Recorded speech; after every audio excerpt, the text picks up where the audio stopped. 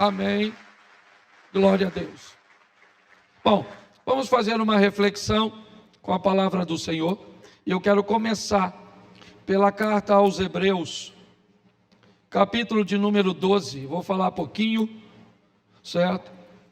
Verso 14. Eu gosto bastante de ler aqui com vocês, para que vocês vejam, né, o que está escrito e tire também as suas conclusões. Deixa eu falar algumas coisas que provavelmente eu vou repetir bastante de agora em diante. O meu propósito como pastor é estabelecer um nível de caminhada autônoma. O meu propósito como pastor é ter a possibilidade de treinar pessoas que sejam aptas a viver um evangelho de fato lá fora. Eu não tenho nenhum propósito nem intenção de criar uma dependência. Não foi esse o evangelho que eu fui treinado. Eu fui treinado com um pastor que nunca me deu muita atenção. Não. Eu nunca fui paparicado por pastor. Pouco acesso eu tinha à sua sala, à sua intimidade. Caminhei com ele durante 2 anos. Um homem de Deus. Confesso a você que eu não tenho isso para falar do caráter daquele homem. Mas ele me ensinou a sobreviver em qualquer lugar. Ele me ensinou a me comportar, me dando a oportunidade de viver o evangelho de fato lá fora. Para mim, todo o evangelho, não que ele não precise de nenhuma supervisão, mas todo o evangelho que precisa o tempo inteiro ser supervisionado, ele foi mal entregue. Ele não criou nas pessoas uma preparação. Eu vou procurar repetir bastante isso, porque nós temos uma grande preocupação do nível de mensagem que sai do culto e que ele seja o suficiente. É lógico que é amparado por ministérios, por escolas, mas que ele seja o suficiente para fazer com que você viva uma vida de fato lá fora. Para que a coisa mais importante que você tem nessa vida, que é o seu nome, todas as vezes que alguém mencionar seu nome, pós esse anúncio, seja no mundo físico ou no mundo espiritual, haja honra. Lembra de Deus conversando com Satanás no mundo espiritual a respeito de um homem? Tende visto meu servo Jó, homem íntegro, reto, temente e que se desvia do mal? Satanás disse a Deus: mas também ele te teme à toa. Ele te teme porque tudo o que ele tem está guardado por tuas mãos e eu não posso tocar em nada. E aí eu te pergunto, quem é que protegia a vida de Jó? Será que na verdade era Deus ou o próprio Jó, quando resolveu viver os princípios e viver uma vida decente e digna, preparar pessoas para aprender a viver em qualquer ambiente com Cristo? É a função da igreja. Este sempre foi o propósito de Cristo: transformar pessoas em cristãos. Só pode ser ou receber o título de cristão de verdade, passar a fase do crente para o cristão, aquele que consegue imitar a Cristo e mais, chamar a outras pessoas para imitá-lo. Como disse o apóstolo Paulo: sede meus imitadores, como eu sou de Cristo. É isso que nós precisamos fazer. Eu preciso ser claro com você. Se você entende que o modelo cujo qual você precisa estar inserido é um modelo que oferece a você quase uma atenção de 24 horas, que o tempo inteiro você precisa de um conselho, que o tempo inteiro você precisa de uma direção, o tempo inteiro você precisa de um norte, o tempo inteiro você precisa de oração. Se essa é a vida que você quer viver com Deus, você não faz parte desse ministério, você está no lugar errado. Você pode estar coberto de oração como nós oramos aqui, mas você precisa se defender com suas próprias orações e ajudar outras pessoas também com elas. Você precisa muitas vezes tomar uma direção. Nós temos pessoas aqui habilitadas para, em momentos pontuais, direcionar você. Mas se você quer um guru, se você quer um coach, você está no lugar errado. Nós não estamos interessados em pessoas que querem viver esse estilo de vida. Nós queremos receber pessoas que queiram encontrar com Deus e servir a Deus, aprendendo a equacionar a maior parte de seus problemas e ajudar outras pessoas a também seguir nessa caminhada. É importante que você entenda isso. Essa é uma visão que sempre esteve na minha cabeça. Não sou cocaína para causar dependência. Tá certo? Encontre Deus e viva com Ele, com a palavra. Ninguém pode ler a palavra para você. Ninguém pode orar para você o tempo inteiro. Ninguém pode decidir para você o tempo inteiro. É assim que funciona. Posso ouvir um amém? Poxa, pastor, eu vim visitar a igreja e nos vídeos o senhor é tão engraçado. Pois é, no vídeo é uma coisa, aqui é outra. Tá certo, aqui eu sou o pastor, então fique decepcionado não. Vamos lá, seguir a paz com e a santificação, sem a qual ninguém verá o Senhor. Vamos embora. Atentando diligentemente, porque ninguém seja faltoso, separando-se da graça nem haja alguma raiz de amargura que brotando vos perturbe, e por meio dela muitos sejam contaminados. Verso: nem haja algum impuro ou profano, como foi Esaú, o qual por um repasto vendeu o direito de primogenitura. Pois sabeis também que posteriormente, querendo herdar a bênção, foi rejeitado, pois não achou lugar de arrependimento, embora com lágrimas o tivesse buscado. Feche seus olhos. Senhor nosso Deus e Pai, em nome de Jesus, eis aqui a Tua palavra. Tira todo o impedimento, todo o embaraço, toda a distração, ó Pai, e que a Tua palavra venha alcançar a mente e o coração, para que pessoas estejam decididas a estar mais próximas do Senhor. Pelo poder do nome de Jesus, você pode dizer amém? Amém. Isso. Preste atenção, porque eu quero, bota o texto por favor. Nós estamos com que tradução é essa? Senão eu tenho que traduzir 2 vezes aqui. Essa tradução está bem. Bota o verso, isso, 12 e 14. Tá bom, deixa com essa tradução mesmo. No segundo culto a gente, preste atenção, porque onde está para cá a palavra procurem viver em paz, a maioria das traduções fala de seguir a paz, está atrás da paz, procurando que em todo o ambiente ou tudo aquilo que você vá fazer, você tenha paz. A Bíblia chega a dizer que não há condenação para aqueles que fazem as coisas e têm paz no coração. Então ela diz que nós devemos seguir a paz com todos, ok? E também procurar a santificação, sem a qual ninguém verá a Deus. Nós temos 2 coisas preciosas. Falar de paz talvez hoje, principalmente que estamos envoltos em 2 guerras, talvez seja um grande desafio. Saímos de um ambiente onde praticamente não havia paz, trazida por posicionamentos políticos.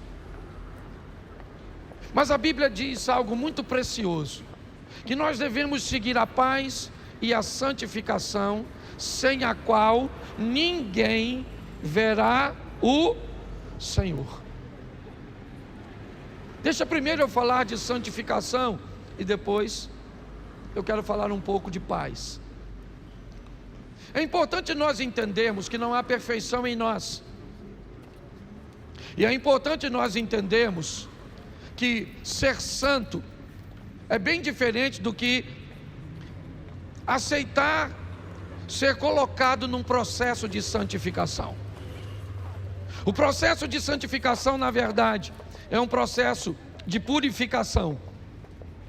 É um processo cujo qual nós entramos para irmos melhorando ao longo do nosso relacionamento com Deus. Algumas pessoas confundem isso e dizem: agora que você está na igreja, você acha que você é santo? Não, eu não acho que eu sou santo. Eu tenho certeza que eu entrei num processo de santificação, onde à medida que eu for me relacionando com a palavra, me relacionando com a oração, me relacionando com pessoas que conseguiram e já estão em lugares que eu planejo estar daqui a alguns meses, daqui a alguns anos, isso me faz ter a consciência de que eu estou inserido num processo de santificação. Ele pode acontecer um pouco mais rápido e ser um pouco mais fácil para algumas pessoas. Para algumas pessoas é mais fácil em algumas áreas, mas é difícil em outras áreas.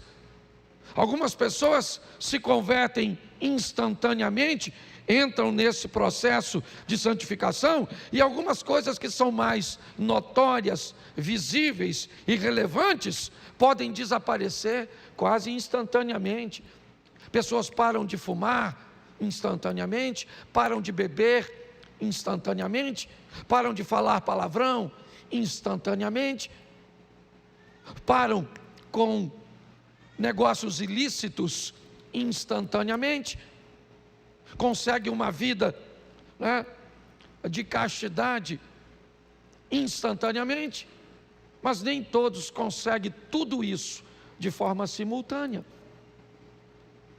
Algumas pessoas conseguem se converter numa área e não se converter na outra, pelo menos com a mesma intensidade. Mas esse é um processo de santificação que a Bíblia diz, sem o qual ninguém verá a Deus.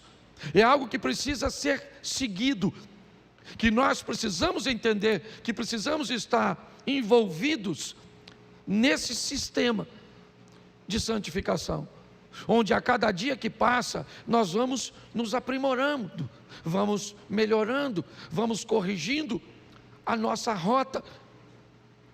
É muito comum, para aliviarmos da carga do nosso erro, focarmos no erro do outro.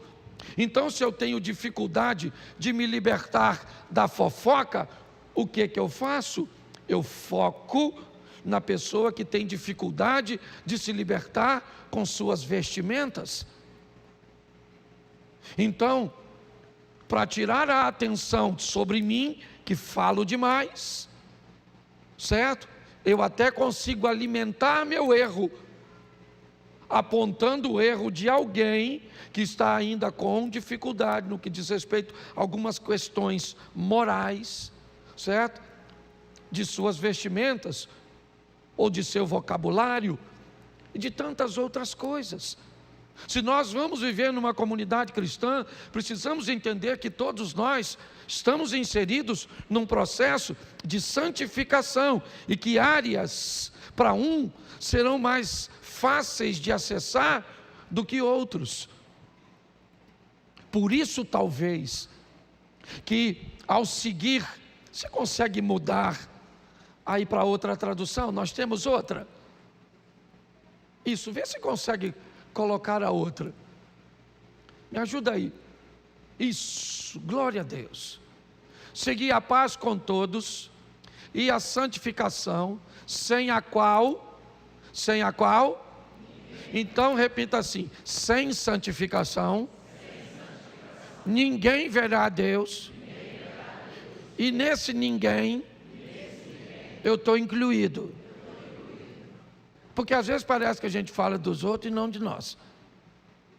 Então, ninguém que não esteja inserido nesse processo de santificação, ou que se permita inserir. Mas pastor, eu não vou alcançar a perfeição. Calma, eu não isolei um texto. Eu vou te dar contexto para que você entenda isso. Mas pastor, eu nunca vou conseguir ser perfeito. Calma, Deus sabe disso. Se depender da sua perfeição, todo mundo sabe da minha perfeição, que nós não temos condições de sermos salvos. Então nós precisamos entender, porque se você começar a achar, e ele vai falar isso mais à frente, verso 15: tendo o cuidado, atentando diligentemente, voltou para o anterior?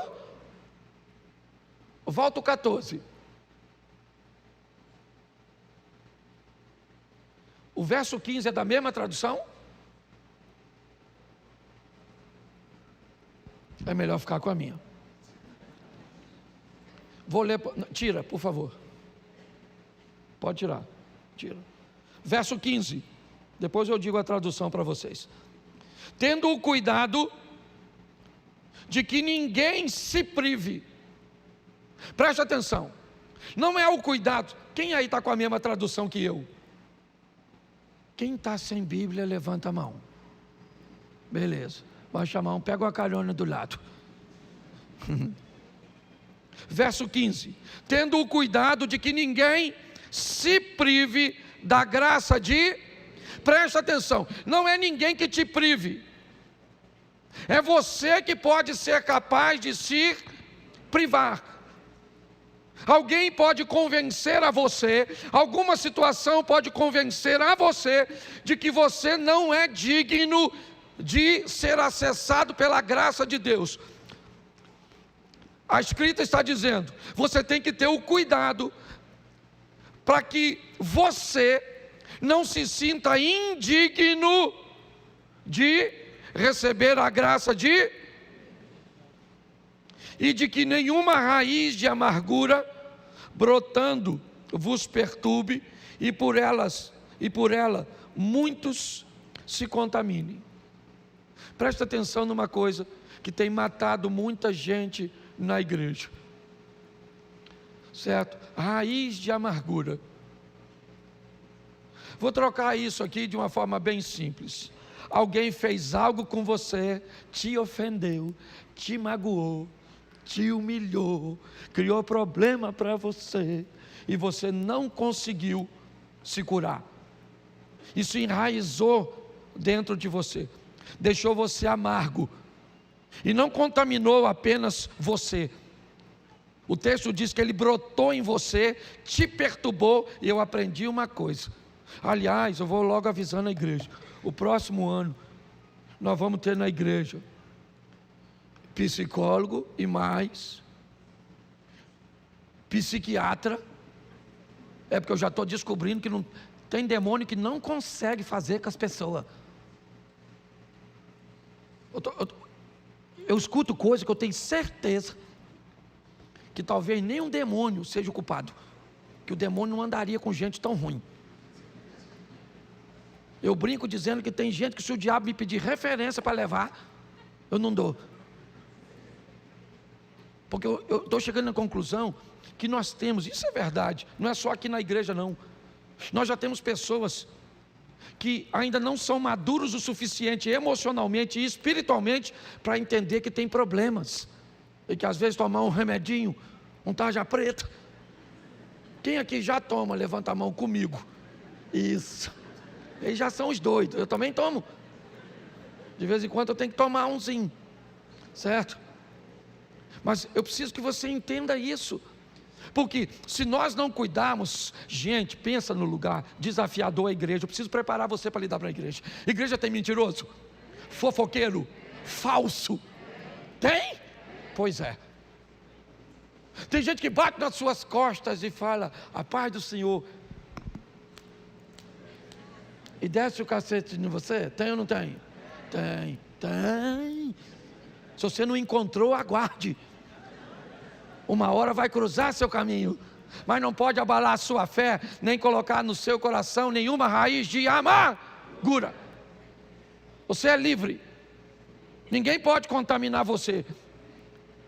O texto está dizendo claramente que algumas pessoas, certo, com raiz de amargura, acabam ficando perturbadas, e por essas pessoas perturbadas, muitas pessoas são contaminadas. E nós precisamos viver no meio de tudo isso. Eu confesso que quando eu me converti, eu achei que a igreja era um pedaço do céu. Depois da minha conversão, eu descobri que ela era o finalzinho sim do inferno. Eu estou falando sério. Então, se você não gosta de viver nesse ambiente desafiador, com gente que está em processo de santificar, seu lugar não é igreja. Igreja não é lugar de gente perfeita. Igreja é lugar de gente que está lutando. E umas estão lá na frente, outras estão no meio do caminho, outras estão lá atrás, e nós temos que aprender a conviver com todas elas. Tem gente boa na igreja? Tem gente séria? Gente que caminha com Deus? Claro que tem. Gente que já está lá, você olha nas costas, está brotando asa. Mas tem gente que você olha para a cabeça, ainda está diminuindo o chifre.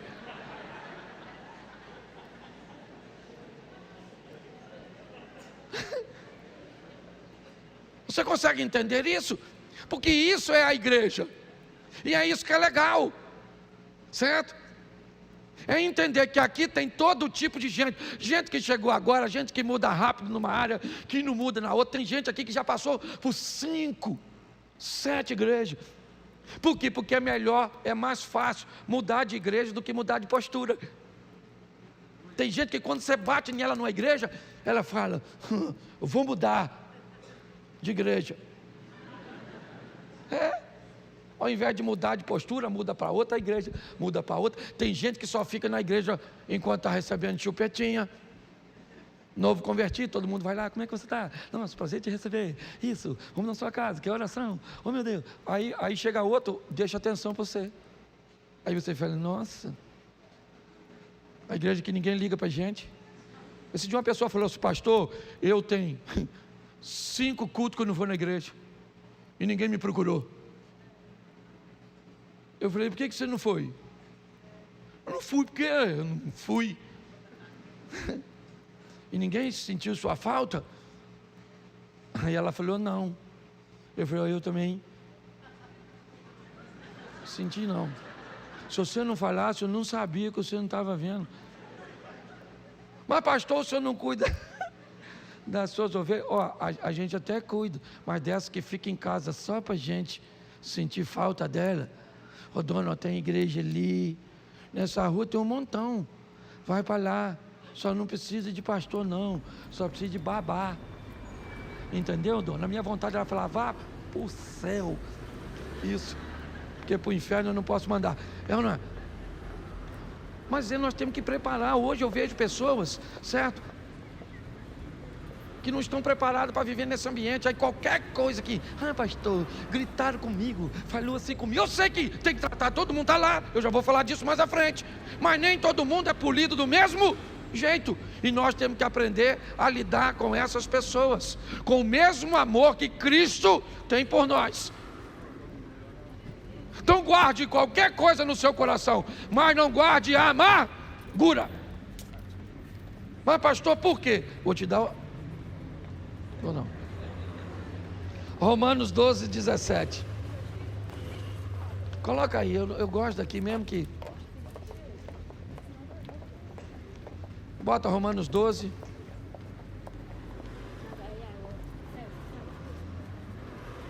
Pode deixar aquela tradução mesmo, não tem problema não. 12, 17.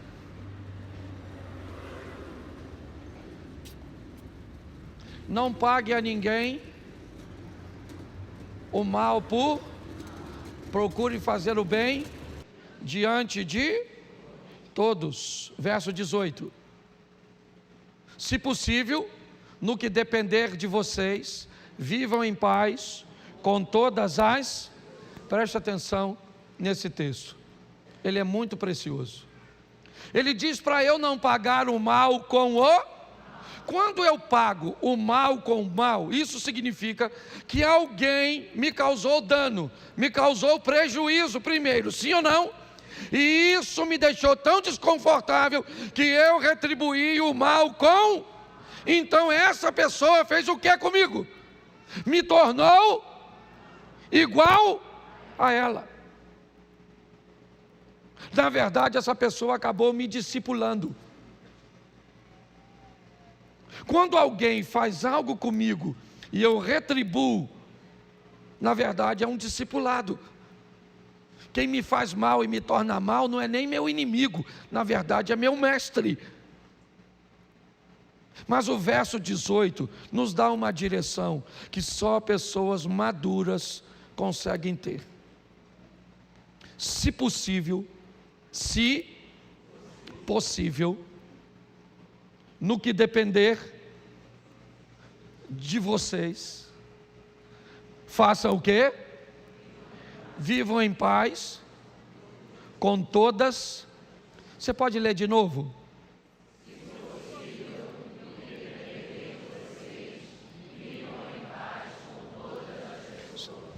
Fala para mim o que esse texto na verdade quer dizer. Que nem sempre será possível viver em paz com todos. No que depender de mim, no que depender de você, nós vamos procurar a paz com todas as pessoas. Mas tem ocasiões que a paz pode não depender apenas de nós. Você quer ver um texto que pode trazer um entendimento bom para isso? Depois a gente volta. Salmo 34, verso 19. Muitas são as aflições, mas o Senhor de todas... Muitas são as aflições, muitas são as aflições, muitas são as aflições e do injusto. Me parece que esse texto está dizendo que o injusto sofre menos que o justo. Muitas são, vamos usar o exemplo simples aqui, não quero entrar nisso, mas da guerra. Qual é a diferença dos terroristas? Não confunda terrorista com palestino, por favor. Quando você vê alguém com a bandeira da Palestina, certo, defendendo a Palestina, por favor, nós temos que defender os palestinos, ok? Não confunda terrorista com palestino, entenda isso, por favor. Eu estou vendo gente falando tanta besteira, então entenda, terrorismo, Hamas aqui, ok? Tá, Israel aqui. Você pode notar que estão cobrando de Israel um corredor humanitário. O que é isso? Um local seguro por onde os civis inocentes palestinos possam passar em segurança para o Egito. Sim ou não? É só isso. Isso é um corredor humanitário, certo? Nós somos a favor disso. Entenda bem, qual é o problema disso? O problema é que nós temos um Estado de Direito chamado Israel, que tem leis, que obedecem normas, que tem que trabalhar com justiça. Do outro lado nós temos um grupo extremista, radical terrorista, que não é reconhecido como um Estado de Direito, que assim que tomou posse, acredito que 2007, matou todos os políticos contrários, exterminou todos os outros partidos contrários. E aí você olha e diz, mas pastor, eu não entendo, porque estão cobrando tanto de Israel e estão cobrando tão pouco do Hamas, porque muitas são as aflições o justo tem que agir com humanidade, ele tem que agir com justiça, ele tem que estar dentro de princípios, e o outro não tem princípios. É só isso. Basta você tentar viver de forma justa, e vai ser mais difícil para você. Porque para você ser justo, se tem seu superior perto de você ou não, você trabalha do mesmo jeito. E alguém vai deixar coisa nas suas costas, às vezes. Mas você é justo, e para você fica mais pesado. Por isso que a Bíblia diz: mas o Senhor nos livra de todas essas aflições. Vinde a mim, todos vós que estáis cansados e sobrecarregados. Nós precisamos entender, viver de uma forma justa, num ambiente injusto, é lógico. É lógico. Tenta falar de justiça na sua classe de aula. Tenta falar. Tenta viver de forma justa num casamento, e vai ver o que as pessoas vão te chamar de bobo, disso, daquilo outro. O que ele está dizendo é isso. E aí eu preciso voltar para mostrar a vocês uma coisa muito preciosa. Preste atenção. Volta lá no 18, por favor. Romanos 12, 18. Então, se possível, no que depender de vocês, vivam em paz com todas as... Não vai dar para viver em paz com todos, porque a aflição do justo. Se o justo está aflito, ele está em paz? Não, ele está aflito. E por quê? Aí o salmista explica isso no Salmo 120, verso 6. Coloca, por favor.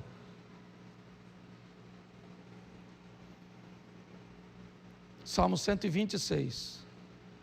Já há tempo demais habito com aqueles que segui a paz com, mas tem gente que odeia a, verso 7, quando porém eu falo, eles teimam pela guerra. O cara que escreveu isso é judeu, me parece que está entre árabes e bárbaros nessa ocasião, está envolto num ambiente altamente hostil, onde ele planeja ter paz, mas não consegue. Há uma justiça que ele quer praticar, mas isso incomoda.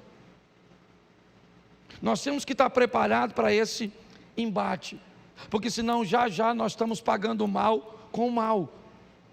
Já nós estamos com a raiz de amargura, certo? Criando no nosso cotidiano, no nosso ambiente, um ambiente totalmente degradado, ruim de viver. Então eu preciso entender, eu quero viver de forma justa, quero. O que eu tenho? Um pouco mais de aflições, mas o que eu tenho? Um esconderijo do Altíssimo. A sombra do Onipotente é onde eu vou descansar. Eu tenho um ambiente que eu posso trocar de fardo. Vinde a mim todos vós que estáis cansados e sobrecarregados, me dê seu fardo e que eu te devolvo outro. É a garantia. Nós precisamos treinar pessoas para isso. O salmista diz: eu estou querendo a paz, mas quando eu falo, olha a minha tradução, a minha alma há bastante tempo habitou com os que detestam a paz. Eu sou pacífico, mas quando eu falo, eles já procuram a guerra. Então, para isso, vão para o trono, vão para o relacionamento com Deus. É lá que nós vamos achar respostas. Filipenses 4, 7. Filipenses, vamos ver como é que está escrito nessa tradução. Filipenses 4, 7. Põe para mim, por favor. Isso. E a paz de quem? Que excede todo guardará o vosso e a vossa em Cristo. Então só tem uma maneira, meu irmão: se aproximar de Deus e receber de Deus uma paz que excede todo o entendimento. Quando seu marido tentar descobrir porque a senhora está em paz, ele não entende, sua esposa não entende, seus filhos não entendem, seus pais não entendem, seus amigos não entendem, as pessoas não vão conseguir entender, porque você se aproximou de alguém, certo, que deu a você uma paz que excede todo o entendimento, e esse Deus de paz guardará o vosso coração e a vossa mente em Cristo Jesus. A segurança é isso. Nós estamos caminhando para um tempo desafiador, difícil. Pastor, tá bom, tá jóia, eu estou conseguindo entender, mas como é que eu consigo receber isso? Entendendo que há um modelo que nós não gostamos muito. Ele é descrito em Mateus 16, 24. Vou estar no meio de gente que não quer paz, vou precisar acessar a paz que excede todo o entendimento, certo?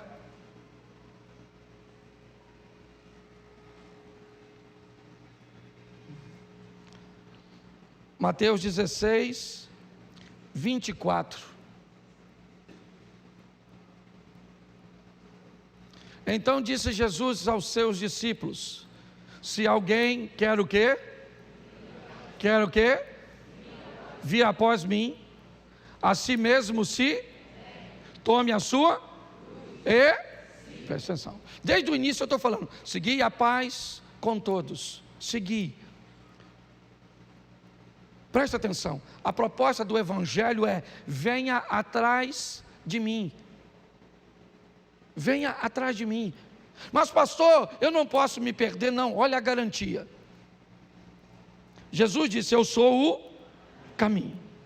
Ele disse: aquele que quiser vir após mim, eu vou à frente, Cristo vai à frente, eu vou atrás, e por trás de mim, disse o profeta, quando estiveres no caminho, é uma tradução simples, e correr o risco de se desviar, ouvirá por detrás de você uma voz dizendo o quê? Este é o caminho, andai nele, não se desviai nem para a direita, nem para a esquerda. A proposta é: Cristo vai à frente. E por que é difícil? Porque quem vai na frente dita duas coisas. Quais são? Direção e velocidade. Por que é ruim andar atrás de Cristo? Porque às vezes Ele vai por lugares que nós não estamos a fim de ir, e às vezes Ele vai numa velocidade que nós não queremos. Às vezes nós gostaríamos que Ele fosse correndo, e Ele não vai. Às vezes Ele vai fazendo assim, ó.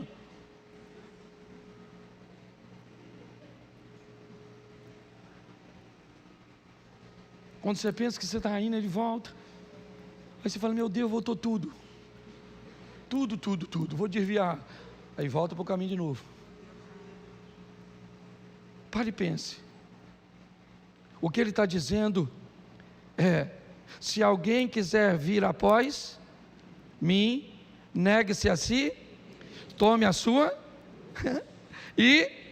Deixa eu dar uma coisa aqui que as pessoas não gostam muito quando eu falo isso, não. Até tem alguns teólogos que ficam chateados, mas eu falo só para você refletir. Tome a sua... O que é cruz? Já parou para pensar o que é a sua cruz? Seu marido é sua cruz? Não, seu marido é sua escolha. Sua sogra é sua cruz? Não, sua escolha. Sua dívida é sua cruz?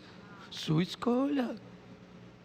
Seus filhos são cruz? Escolha, você não... E fez?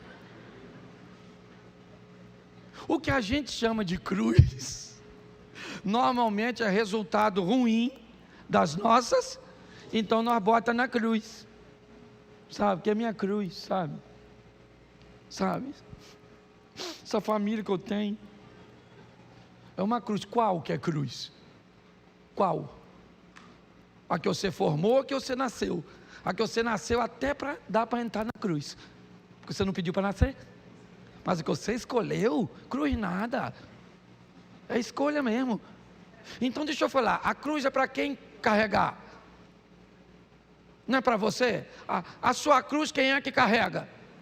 Então por que você bota peso? Eu não consigo entender isso. Ah, pastor, a minha cruz é pesada demais. Eu falo, menino, pelo amor de Deus. Mas pastor, eu tenho um câncer. Aí não é cruz. A não ser se for pulmonar por causa do cigarro. Ah, mas eu aceitei Jesus. O coração é de Jesus, o pulmão da Souza Cruz. Então também não vem mudar de vida agora também e botar tudo na conta do eterno, não. Pelo amor de Deus. Certo? Então, a minha mulher às vezes, eu posso falar que ela não está aqui. Ela falou, Cláudio, a sua vida é muito fácil. Eu falei, Você tem problema disso? Não tem. Tem problema? Não tem. Mais de 90% dos problemas que eu tenho, quem arruma não sou eu. Eu nem quiser resolver, eu não resolvo. Eu viro as costas, vou embora, vou viver a minha vida. Pense numa vidinha maneira no que diz respeito à cruz. Por quê? Porque a cruz é minha. Aqui, ó, que eu boto o peso. Eu estou botando rodinha e amortecedor. Quando passar no buraco, e estou botando um negócio cochoado. Aqui. Então cuidado com as suas decisões. Está assim de gente, ó, culpando o Satanás, porque é o diabo, o diabo. E o diabo nem vai. Sabe que você dá conta sozinho. Então presta atenção, mas aí vem pior. Olha o verso 25, ele diz, toma a sua cruz e por quê? Porque olha que isso aí agora atrapalhou. Quem quiser salvar a sua vida, perdê-la. E quem? Perder a vida por minha? Então preste atenção, certo? Todo mundo está olhando para a mulher, né?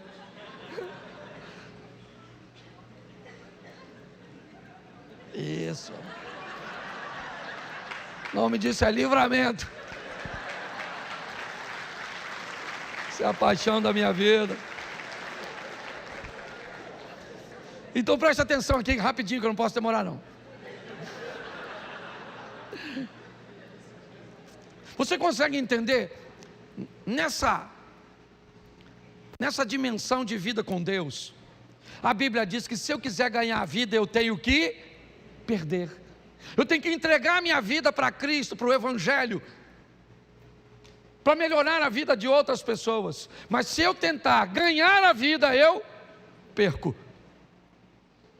Esse modelo de perder para ganhar é muito desafiador, porque nós estamos num mundo onde nós queremos ganhar o tempo todo. Então eu não quero perder nada, não quero perder. Numa discussão eu não quero perder nada. Entendeu? Não quero perder. Às vezes você está acostumado a sentar num lugar na igreja. Alguém chegou mais cedo, sentou na sua cadeira, tem uma do lado.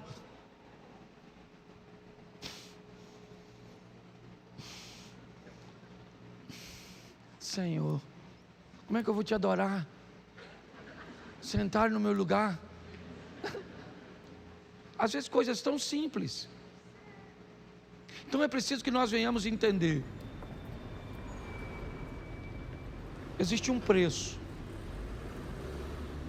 Lucas 14, 27. Está bem aí, ó. É praticamente a repetição do anterior. Lucas 14, verso 27. Mais 2 versículos e eu oro. E qualquer que não tomar a sua e vier após mim, não pode ser o quê? Agora o 28 é fantástico. Pois qual de vocês, pretendendo construir uma torre, não se assenta primeiro para calcular a despesa e verificar se tem os meios para concluir?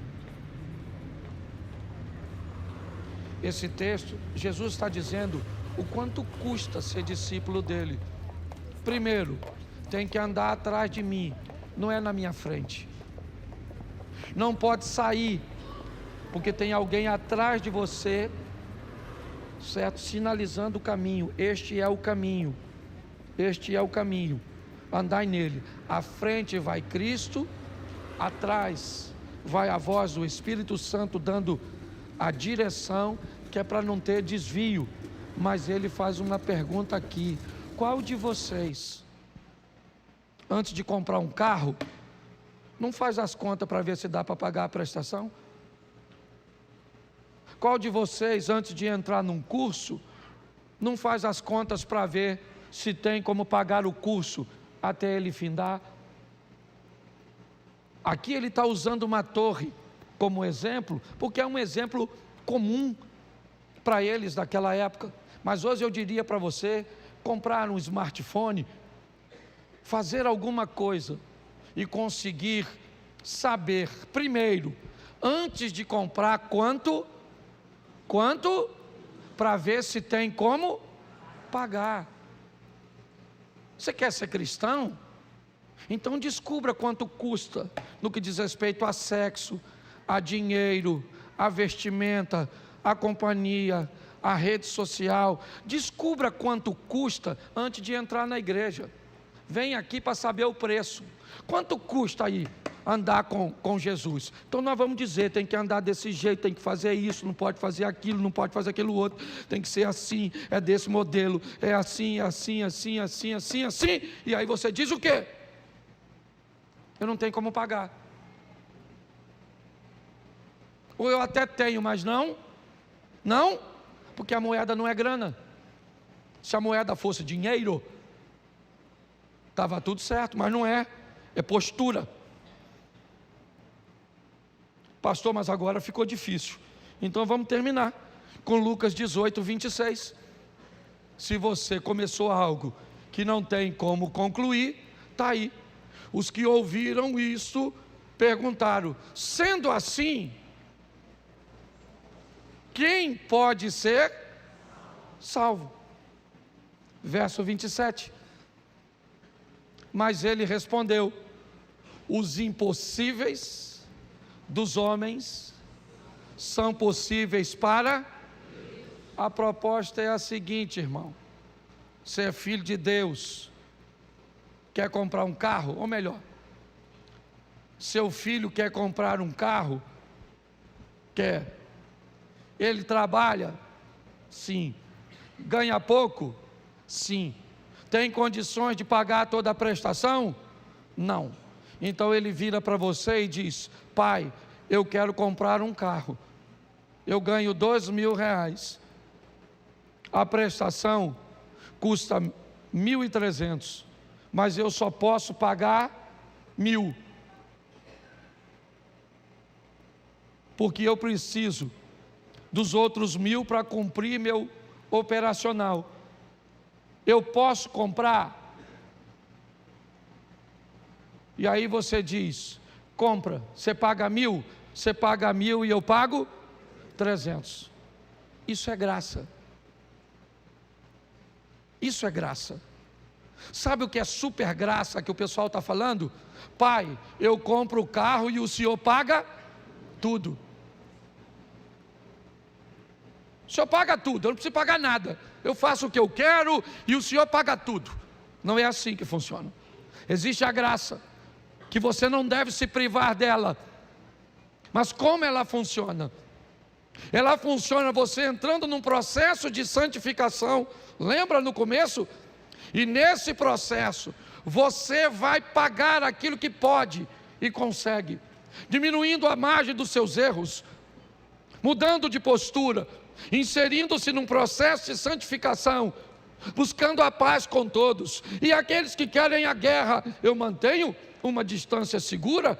Não precisa virar meus inimigos, mas se querem guerrear, eu não quero, então eu mantenho longe da minha casa, longe dos meus negócios.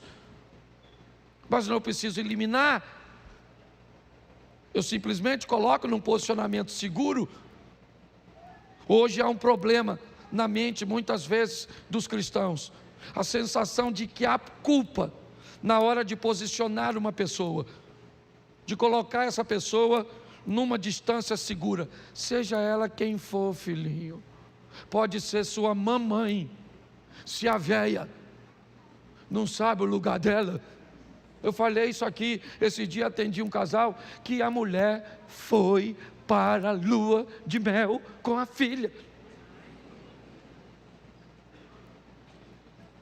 Você pensa que é brincadeira? O cara foi tomar café de manhã com a mulher dele, a véia estava na mesa. Ele falou comigo: pastor, se fosse o senhor, o que é que o senhor fazia? Eu falei: para falar a verdade, quando a véia sentasse, eu ia começar a contar para ela tudo que eu fiz com a filha dela. Que eu queria ver se no segundo dia ela não pegava a vassoura dela e voava para a floresta. Porque tem gente, tem gente que sequer é capaz de ter bom senso. Nós temos que entender isso. Então, aqui não é perfeição.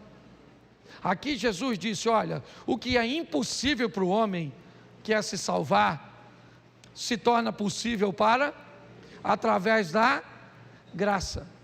Uma graça onde você entra num processo, ok? E ali você vai evoluindo nesse processo, e se ficar alguma coisa sobrando para pagar, a graça cobre. Tem recurso na graça. Então, aqui ninguém é perfeito. Agora, aqui também não é lugar de se esconder para ficar fazendo o que não deve. Vamos sair daqui para ser crente. Vamos sair daqui para que o nome do Senhor seja glorificado através da nossa vida.